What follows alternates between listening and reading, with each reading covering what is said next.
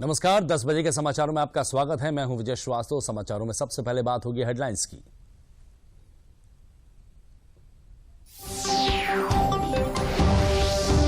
चीन में कोविड के बढ़ते मामलों का पूरी दुनिया पर दिख रहा है असर। उप मुख्यमंत्री ब्रजेश पाठक ने स्वास्थ्य विभाग को आवश्यक तैयारी करने के दिए निर्देश।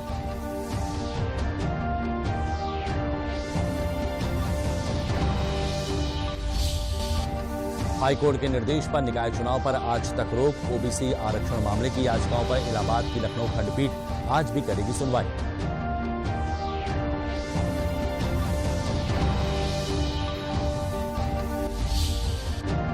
उन्नाव की स्लाटर हाउस कंपनियों पर इनकम टैक्स विभाग की नजर। लगातार कई स्लाटर हाउस पर इनकम टैक्स की टीम कर रही है छापेमारी।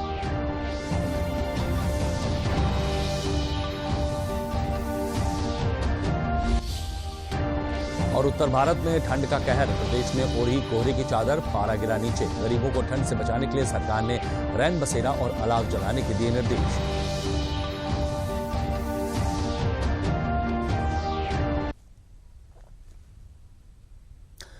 चीन में फैल रहे कोरोना ने पूरी दुनिया की चिंताएं बढ़ाकर रख दी हैं। विश्व स्वास्थ्य संगठन ने कोरोना से जुड़े आंकड़ों को लेकर चिंता जाहिर की है।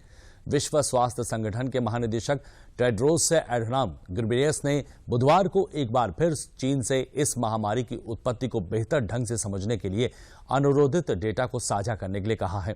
WHO प्रमुख घेब्रेयेसस ने प्रेस कॉन्फ्रेंस में कहा कि हम ये नहीं समझ पा रहे हैं कि संक्रमण के दीर्घकालीन परिणामों से पीड़ित लोगों का इलाज कैसे किया जाए। इस महामारी की शुरुआत कैसे हुई, इस बारे में समझने के लिए डेटा की आवश्यकता है।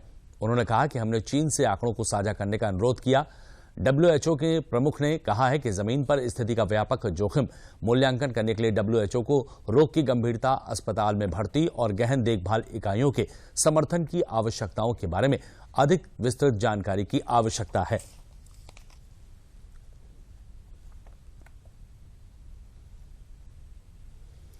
चीन में बढ़ रहे कोरोना को संख्या को लेकर जनपद हापुड़ में स्वास्थ्य विभाग अलर्ट है। स्वास्थ्य विभाग ने वैक्सीनेशन और कोविड जांच बढ़ा दी है। स्वास्थ्य विभाग की टीम जनता को कोविड नियमों का पालन करने के लिए लगातार जागरूक कर रही है। जनता से अपील की जा रही है कि कोविड नियमों का पालन करते हुए सोशल डिस्टेंसिंग का ध्यान रखा जाए। वहीं स्वास्थ्य विभाग की टीम लगातार कैंप लगाकर कोविड की जांच कर रही है। कोविड मरीजों के लिए एक अलग वार्ड बनाया गया है, जिसमें कोविड मरीजों का इलाज की सुविधाएं उपलब्ध कराई गई हैं।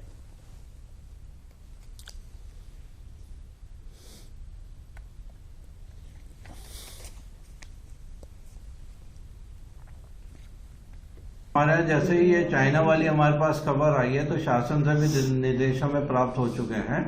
इसमें हम लोगों ने अपनी सैंपलिंग बढ़ा दी है। जो नज़ला, खांसी, जुकाम हो, जिसको खांसी हो रही है, उस पर विशेष गौर करते हुए कोविड के टेस्ट हमारे द्वारा बढ़ा दिए गए हैं और मरीजों को हिदायत देनी शुरू कर दी गई है कि कृपया मास्क पहनना शुरू कर दें।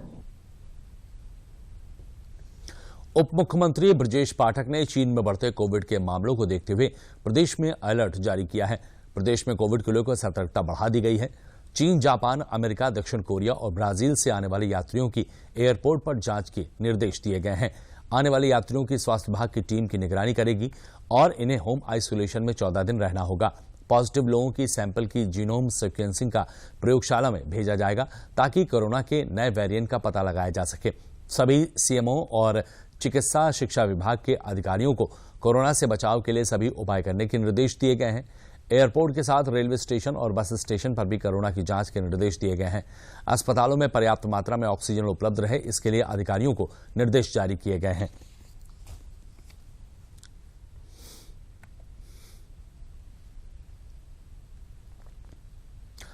निकाय चुनाव में ओबीसी आरक्षण लागू किए जाने के मामले में इलाहाबाद हाईकोर्ट की लखनऊ पीठ में जनहित याचिकाओं पर आज सुनवाई होगी। समय की कमी के चलते बुधवार को सुनवाई नहीं हो पाने के कारण अधिसूचना जारी करने पर रोक लगी थी और यह बृहस्पतिवार तक बढ़ा दी गई थी। बहस के दौरान बुधवार को याचिकों की ओर से दलील दी गई कि निकाय चुनाव में ओबीसी आरक्षण एक प्रकार का राजनीतिक आरक्षण है। इसका सामाजिक, आर्थिक और शैक्षणिक पिछड़ेपन से कोई लेना देना नहीं है।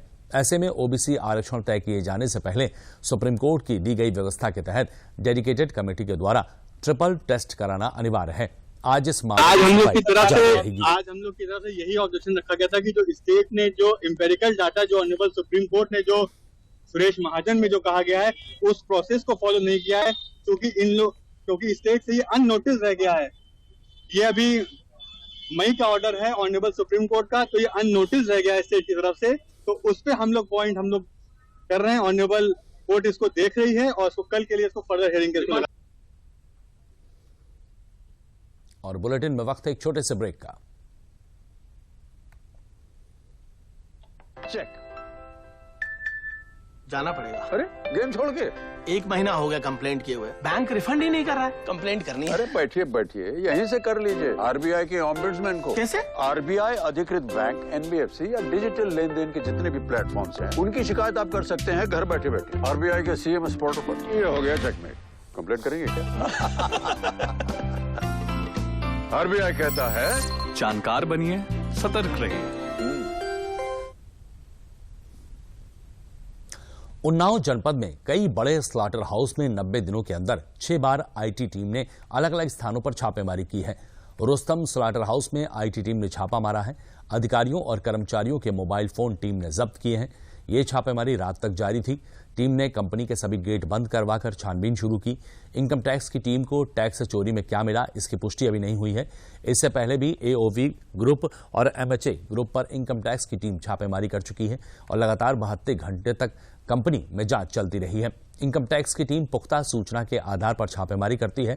स्लॉटर हाउस में टैक्स चोरी को लेकर मिले इनपुट के आधार पर यह छापेमारी की गई है, जो अलग अलग कंपनियों में अनवरत जारी है।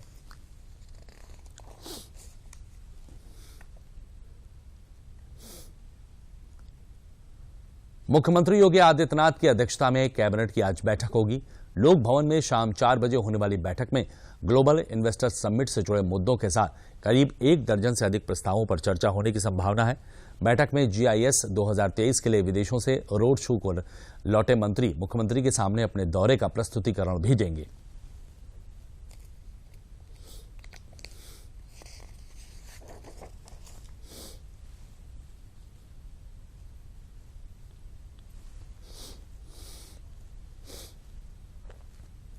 योगी सरकार अपराध और भ्रष्टाचार में लिप्त सभी लोगों के खिलाफ समान कार्रवाई कर रही है। रायबरेली जनपद में रानी लक्ष्मीबाई महिला सम्मान योजना में फर्जीवाड़ा कर धन निकालने के मामले में कार्रवाई करते हुए जिला प्रोबेशन अधिकारी और संबंधित लिपिक के खिलाफ मुकदमा दर्ज कराया गया है। दुष्कर्म पीड़िता के नाम से आई हुई रकम को अधिकारी और लिपिक ने बंदरबाट करके निकाल लिया था। महिला के मोबाइल पर पैसा निकालने का मैसेज गया तो उसने संबंधित लिपिक से संपर्क किया, जो उसे लगातार गुमराह करता रहा। पीड़ित महिला ने जिलाधिकारी और पुलिस अधीक्षक से इस मामले में शिकायत की। जांच में मामला सही पाए जाने पर जिला प्रोबेशन अधिकारी जयपाल वर्मा और लिपिक राजेश श्रीवास्तव के खिलाफ मुकदमा दर्ज कर लिया गया है।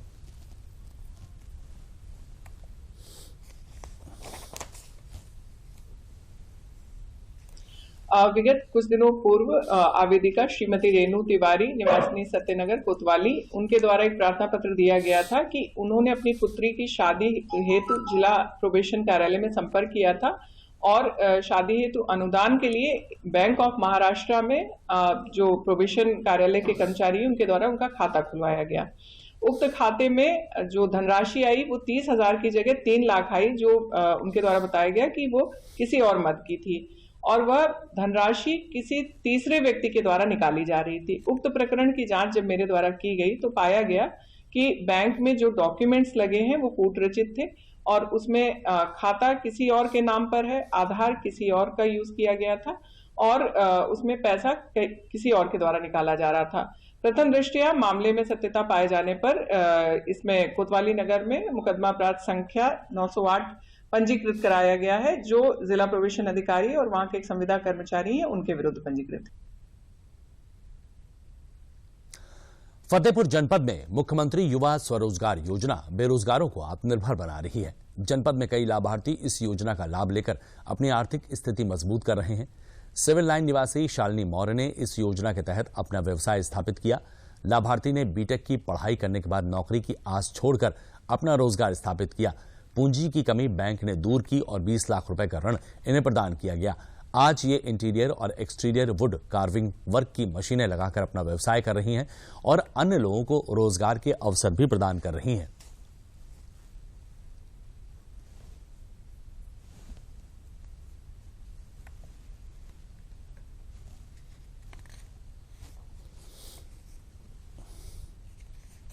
समय पहले जब मैंने बीटेक किया उसके बाद लॉकडाउन लग गया एंड उसमें सरकारी नौकरी का कोई ऑप्शन ही नहीं था, तो मैंने अपना यूनिट डालने की सोची कि मैं अपना व्यवसाय खुद करूँगा।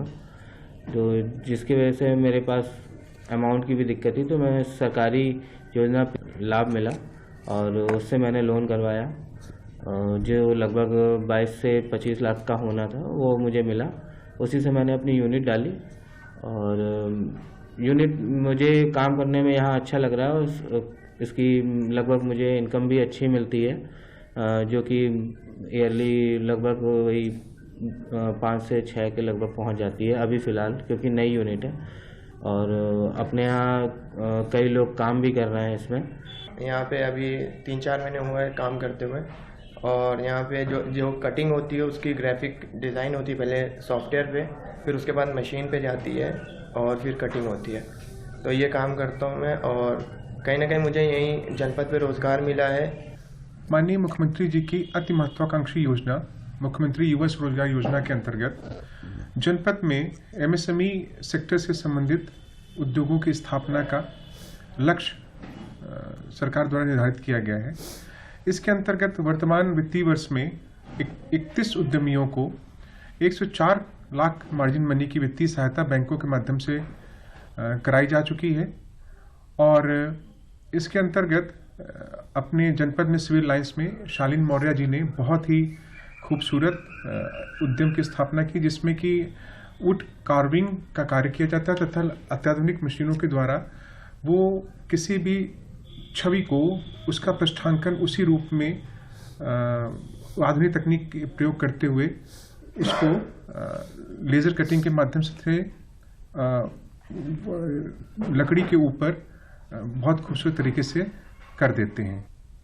गरीब और कमजोर वर्गों के लोगों को लाभ देते हुए प्रधानमंत्री गरीब कल्याण अन्न योजना आगे भी जारी रहेगी। इस योजना को विस्तार देते हुए करोड़ों लोगों को राहत दी जा रही है। प्रदेश में प्रधानमंत्री गरीब कल्याण अन्न योजना के तहत 22 दिसंबर से 31 दिसंबर के बीच निःशुल्क राशन का वितरण किया जाएगा। इस योजना में अब लोगों को चावल ही वितरित किए जाएंगे।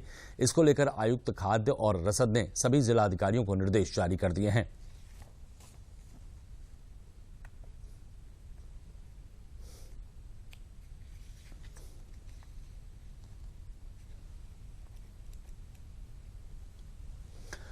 आकांक्षी जनपद चित्रकूट में प्रधानमंत्री कृषि सिंचाई योजना के तहत वितरित मिनी स्प्रिंकलर ड्रिप सिंचाई से किसानों की आय में वृद्धि हो रही है। अब पहले की तुलना में सिंचाई में पानी कम लगता है और खरपतवार भी कम उगती है। कम पानी में भी अच्छी फसल ली जा सकती है। इससे किसानों की लागत कम होती है और आय में इजाफा होता है। स्प्रिंकलर पर राज्य सरकार छूट भी देती है, जिससे किसानों को इसे खरीदना आसान होता है। ग्राउंड वाटर को बचाना और फसलों की उपज को बेहतर करना इस योजना के माध्यम से सफल साबित हो रहा है।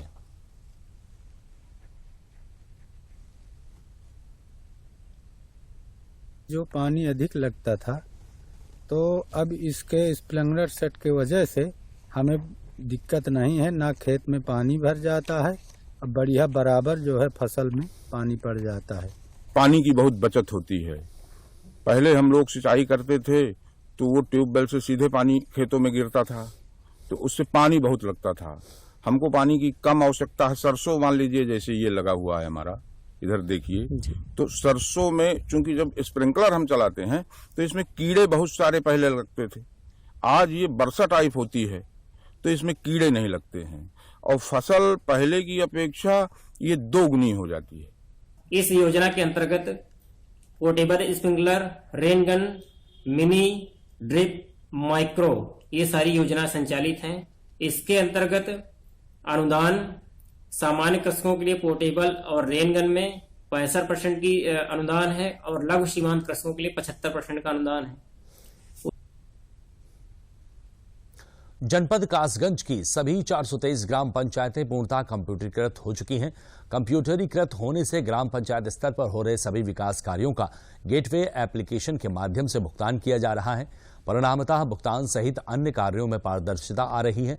कासगंज के जिला पंचायत राज्य अधिकारी देवेंद्र सिंह ने बताया कि जनपद की सभी ग्राम पंचायतों को सरकार के निर्देशानुसार कंप्यूटरीकृत करने से स्थानीय लोगों को काफी सुविधाएं मिल रही हैं। पंचायत सहायकों की तैनाती की गई है। जनपद की ग्राम पंचायत धुवियाई और ग्राम पंचायत भुजपुरा में वाईफाई की सुविधा, सीसीटीवी कैमरे, एंड्रेस सिस्टम का प्रबंधन किया गया है।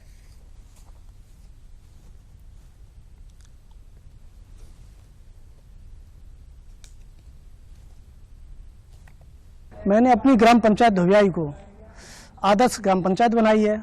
जैसे आपने देखा होगा स्कूलों में स्मार्ट क्लासें चलवा रहा हूँ, है ना।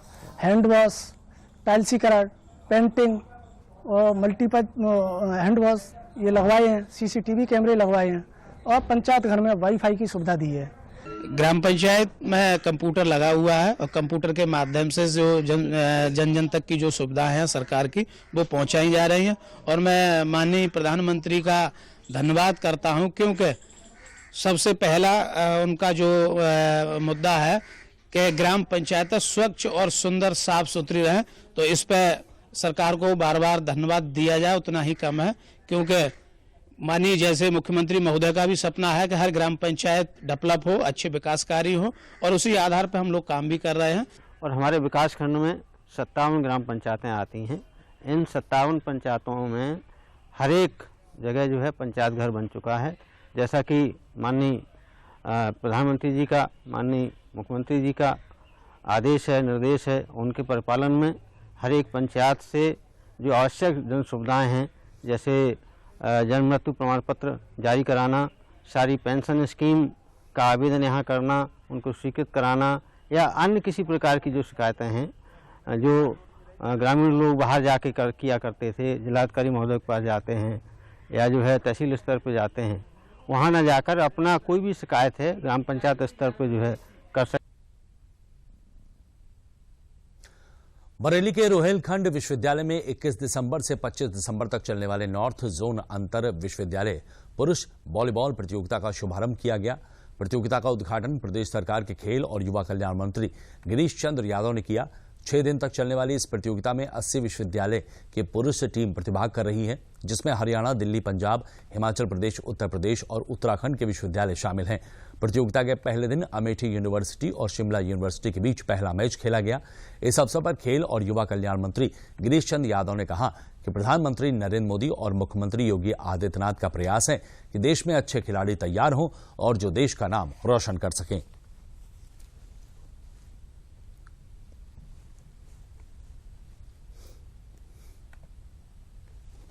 ये खिलाड़ी के लिए बहुत सुनहरा अवसर होता है। ज्यादा से ज्यादा खेल के अवसर मिले और प्रतिस्पर्धा हो, तभी प्रतिभाएं निकलकर सामने आती है।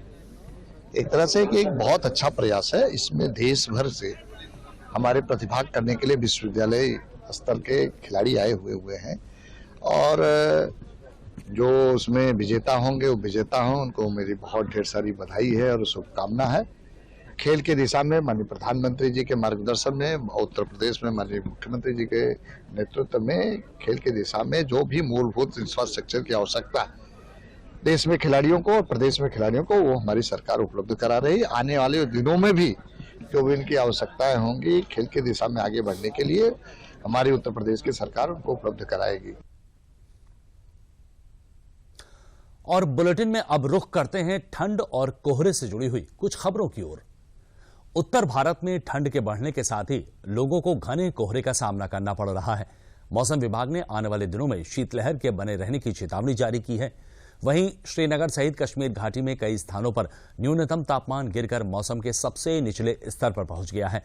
उत्तर प्रदेश के कुछ जिलों में कोहरे और शीतलहर को देखते हुए स्कूलों को आज से सुबह 10 बजे से दोपहर 3 बजे तक संचालित करने का निर्देश जारी किया गया है। राष्ट्रीय राजधानी दिल्ली सहित शीतलहर और कोहरे का कहर बुधवार को भी जारी रहा। इसके आने वाले दिनों में ऐसे ही बने रहने की आशंका है और मौसम विभाग ने इसे लेकर अलर्ट भी जारी किया है। ठंड से बचने के लिए लोग आग तापते हुए दिखे। में पानी आ रहा है और वो परेशानी बढ़ रही है, कुछ दिख नहीं रहा है। दूसरे तीसरे गेयर में गाड़ी जा रही है।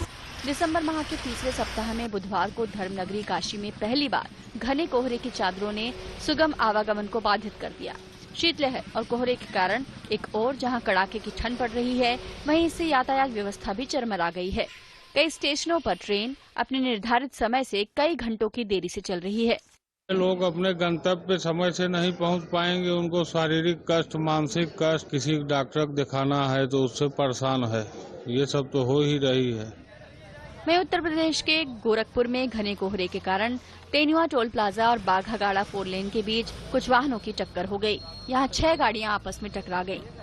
सुबह करीबन 6:30 बजे के करीब 6 गाड़ियां आपस में टकराई हैं। 5-6 लोगों को घायल सूचना मिली थी। हॉस्पिटल, उन्हें सदर हॉस्पिटल में ले जाया गया है और क्रिटिकल कंडीशन किसी की नहीं है। मौसम विभाग का अलर्ट है तो ओवर स्पीडिंग ना करें, धीमी गति में चलें क्योंकि कोहरा भी काफी घना रहने वाला है। सर्दियों के 40 दिनों की गंभीर अवधि चिल्ले कलां बुधवार को कड़ाके की ठंड के साथ शुरू हो गई। इसके साथ ही श्रीनगर सहित कश्मीर घाटी में कई स्थानों पर न्यूनतम तापमान गिरकर मौसम के सबसे निचले स्तर पर पहुंच गया है। वहीं एक और पहाड़ी राज्य हिमाचल प्रदेश में कड़ाके की सर्दी का प्रकोप जारी है। आलम यह है कि राज्य के 8 शहरों का पारा 0 से नीचे चला गया है। मौसम विभाग के अनुसार आने वाले दिनों में ठंड और बढ़ेगी। उच्च पर्वतीय इलाकों में क्रिसमस के दिन 25 दिसंबर को बर्फ गिरने का अनुमान है। पश्चिम बंगाल की राजधानी कोलकाता समेत राज्य के अन्य हिस्सों में ठंड और अधिक बढ़ गई है। मौसम विभाग ने बुधवार को जारी अपने बयान में कहा कि राजधानी कोलकाता में न्यूनतम तापमान गिरकर 15.1 डिग्री सेल्सियस पर पहुंच गया है, जो अब तक का सबसे कम तापमान है। अधिकतम तापमान भी महज 26.5 डिग्री सेल्सियस रिकॉर्ड किया गया है, जो सामान्य है। बिहार की राजधानी पटना में तापमान में गिरावट और शीतलहर जारी है। यहां सुबह के समय घना कोहरा देखने को मिला। अटारी वाघा सीमा पर घना कोहरा और शीतलहर जारी है। कड़ाके की ठंड में बीएसएफ के जवान अंतर्राष्ट्रीय सीमा पर लगी फेंस पर लगातार पेट्रोलिंग कर रहे हैं। धुंध के टाइम में विजिबिलिटी थोड़ा 0 डिग्री हो जाती है, लेकिन हमारे इरादे हैं वो बुलंद रहते हैं। हम हमेशा पर रहते हैं। इस टाइम पे दिखाई नहीं देता है, लेकिन टाइम पे हम सुनने जोर देते हैं। पेट्रोलिंग चलती रहती है। दिक्कत तो आती है, लेकिन हमें भर्ती इसीलिए किया गया है कि हम आंधी हो, तूफान हो, बारिश हो, कुछ भी हो, हम यहाँ पर ड्यूटी करें ताकि देशवासी आराम से सो पाएं। मौसम विभाग का कहना है कि आने वाले समय में देश के अधिकांश हिस्सों में कड़ाके की ठंड पड़ने के आसार हैं। इस दौरान तेज शीतलहर चलने के साथ ही घना कोहरा भी छाया रहेगा।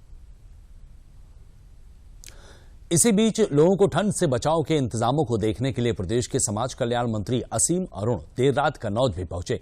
इस दौरान मंत्री ने सदर तहसील परिसर में गरीबों को कंबल बांटे। मंत्री असीम अरुण ने कहा कि प्रदेश सरकार लोगों को ठंड से बचाने के लिए हर जरूरी इंतजाम कर रही है। रैन बसेरों के साथ ही वृद्धा आश्रमों में भी ठंड से बचाव की व्यवस्था की जा रही है।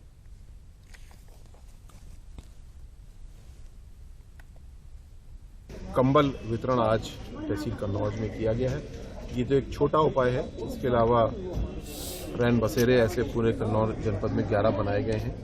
रेलवे स्टेशन, बस स्टेशन आदि के आसपास में, अस्पताल के दोनों के साथ में। और इसके साथ साथ जो समाज कल्याण विभाग द्वारा संचालित वृद्धाश्रम है, उसमें लगभग 100 लोगों के रहने की व्यवस्था अभी हमने की है। और ऐसे लोग जो परिवार के साथ नहीं हैं, अकेले हैं, उनको वो चाहे तो लंबे समय तक और चाहे तो 2-3 महीने सर्दी के लिए आकर के रुक सकते हैं। ऐसे लोगों को हम लोग चिन्हित भी किया है, अनुरोध भी किया है और उनको सरकारी राजकीय वृद्धाश्रम में उनको हम लोग जगह देंगे।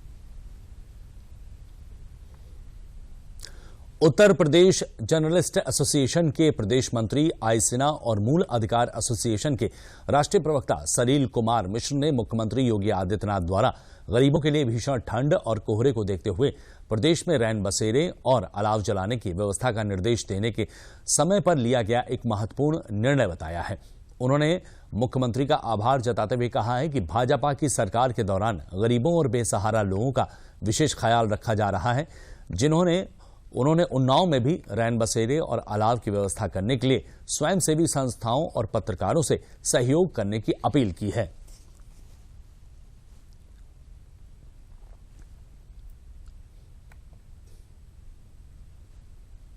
बुंदेलखंड की अगर बात की जाए तो बुंदेलखंड में भी पारा गिरने से ठंड बढ़ी है। रात के तापमान में जबरदस्त गिरावट दर्ज की गई है। इसको देखते हुए प्रशासन ने लोगों को ठंड से बचाने के लिए व्यवस्था की है। घने कोहरे की चादर में हमीरपुर पूरा शहर ढक चुका है। वाहनों की गति में ब्रेक लग गए हैं। लोग गर्म कपड़ों में सिमटे हुए हैं। प्रशासन ने रैन बसेरा और अलाव की व्यवस्था की है, जिससे जन सामान्य को ठंड से बचाया जा सके। देखिए, जैसे कि अभी हम देख रहे हैं कि शीतलहर का प्रकोप निरंतर बढ़ता जा रहा है और आज हमने देखा कि सुबह काफ़ी ज़्यादा कोहरा था। इसकी तैयारियों के क्रम में हम लोगों ने जगह जगह पर अलाव जलाना, अपने जो भी रैन बसेरे उनको तैयार करना, कंबल वितरण की सारी तैयारियां हमने पूर्ण कर ली है। अभी हम अपने तहसील में हम लोगों ने 6 रैन बसेरा की तैयारियां सुनिश्चित कर ली हैं। कंबल वितरण के लिए हमने सभी पात्रों की सूची तैयार कर ली है और इसी के साथ ही हमने अलाव जलाने के लिए अन्य भिन्न भिन्न जगह को चिन्हित कर लिया है। जनपद बलरामपुर में भी मुख्यमंत्री योगी आदित्यनाथ के निर्देश पर गरीबों और कमजोरों के लिए कंबल वितरण और रैन बसेरे की व्यवस्था की गई है। जनपद की तीनों तहसीलों में 67 स्थानों पर अलाव की व्यवस्था की गई है। रैन बसेरे पर कर्मचारियों की ड्यूटी लगाई गई है। रुकने की व्यवस्था और साफ सफाई के लिए कर्मचारी यहां देखरेख कर रहे हैं।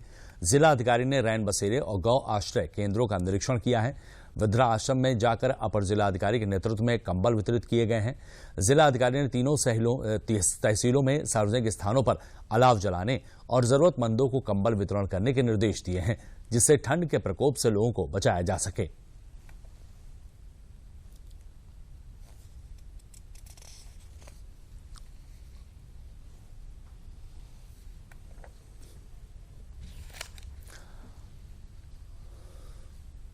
और बुलेटिन के अंत में प्रमुख समाचार एक बार फिर।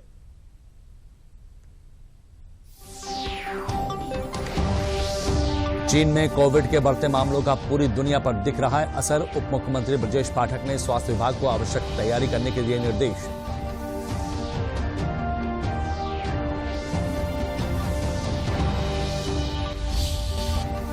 हाईकोर्ट के निर्देश पर निकाय चुनाव पर आज तक रोक। ओबीसी आरक्षण मामले की याचिकाओं पर इलाहाबाद की लखनऊ खंडपीठ आज भी करेगी सुनवाई।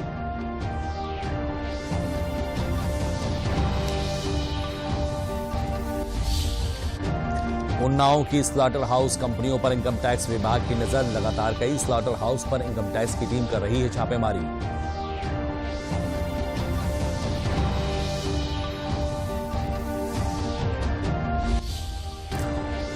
और उत्तर भारत में ठंड का कहर। प्रदेश ने ओढ़ी कोहरे की चादर, पारा गिरा नीचे। गरीबों को ठंड से बचाने के लिए सरकार ने रैन बसेरा और अलाव जलाने के दिए निर्देश।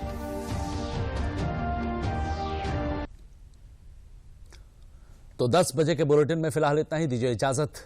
नमस्कार।